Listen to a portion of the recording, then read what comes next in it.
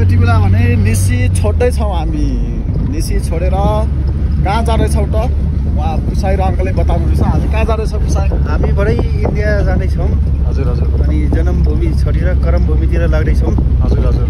अनि जान मन त थिएन, त्यही पनि अब जानै पर्ने बाध्यता, अब के गर्ने। हजुर त्यस्तै छ अब। अनि जानेपछि निसी छोड्दै गर्दा कस्तो लागिरहेको छ?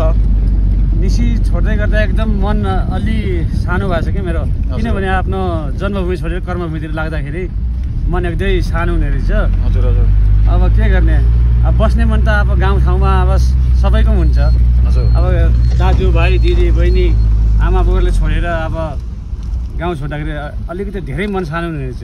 हजुर हजुर। त्यहाँदेखि अब के गर्ने, अब बाध्यता हाम्रो छ कि हाम्रो नेपालीहरूको जन्मभूमि छोडेर कर्मभूमितिर लाग्ने। कमाउनको लागि रमाउनको लागि आफ्नो गाउँठाउँ छोड्नै पर्ने पर्ने रहेछ, बाध्यता त्यो हो हाम्रो।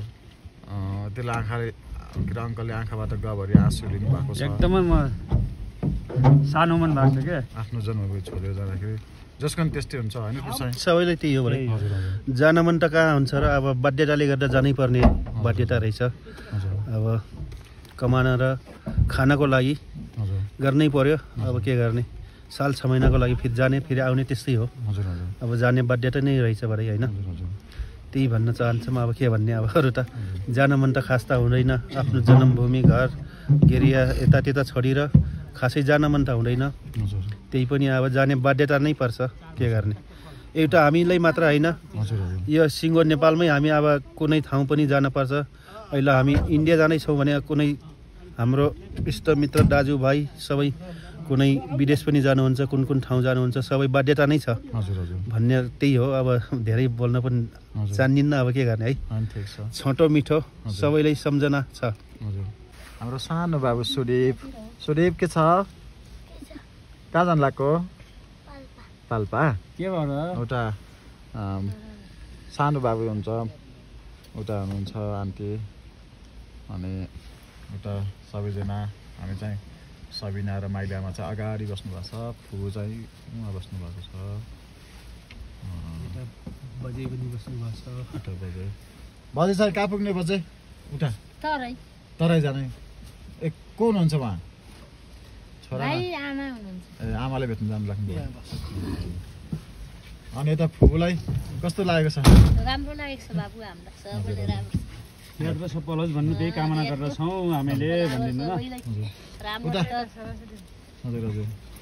उता बजे नै आउनुभयो।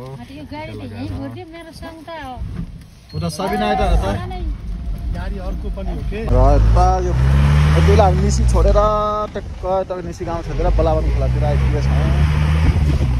यो बलावन खोला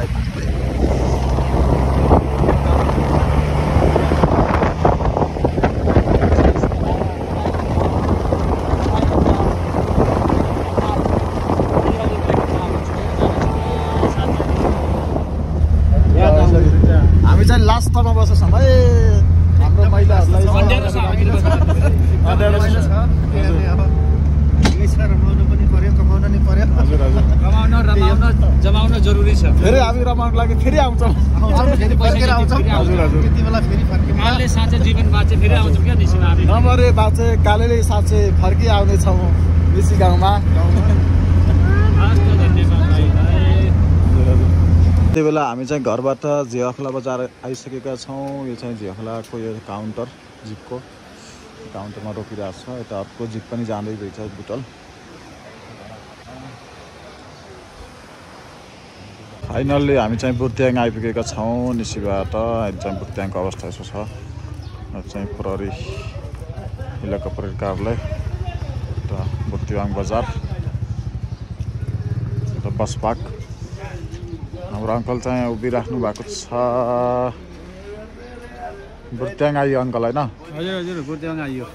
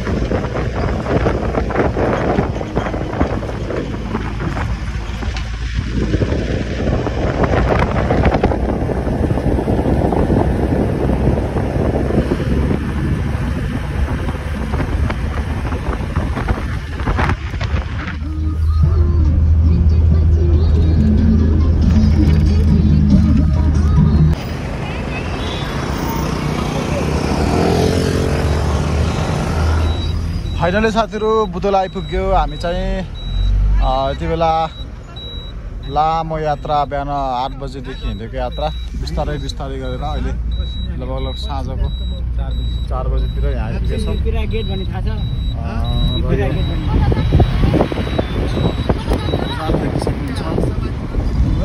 चिसो चिसो छ। हामी आउने बेला चाहिँ गर्मी थियो अङ्कल होइन?